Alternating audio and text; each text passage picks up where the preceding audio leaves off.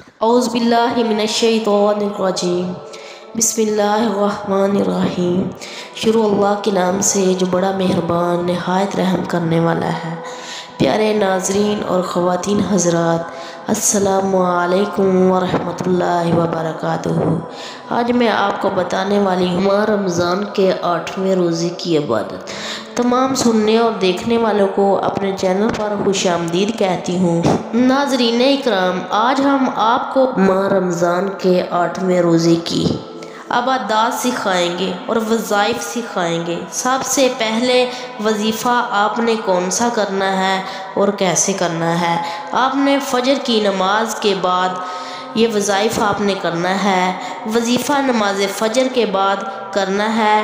یہ اللہ کا مبارک نام آپ نے پڑھنا ہے، یا رحیم یا رحیم۔ نماز فجر کے بعد اس مبارک نام کو آپ نے 133 مرتبہ پڑھنا ہے۔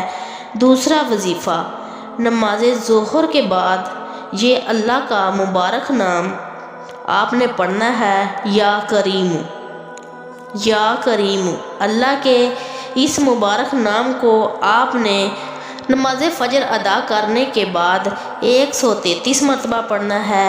تیسرا وظیفہ نماز عصر کے بعد آپ نے کرنا ہے 200 مرتبہ، یا رزاق کو پڑھنا ہے، یہ بھی اللہ کا نام ہے۔ اس کے بعد چوتھا وظیفہ آپ نے نماز مغرب کے بعد پڑھنا ہے، سورۃ فاتحہ 41 مرتبہ پڑھنی ہے۔ اور آخری وظیفہ جو یہ ہے میں آپ کو بتانے لگی ہوں، وہ آپ نے عشاء کی نماز کے بعد وہ وظیفہ کرنا ہے۔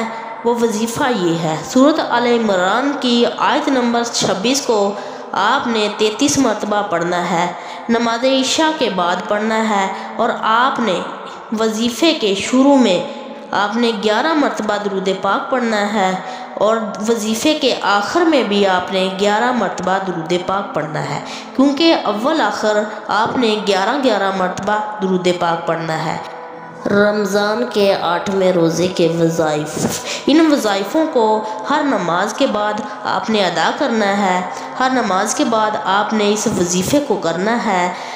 اللہ ہمیں عمل کی توفیق عطا فرمائے، آمین۔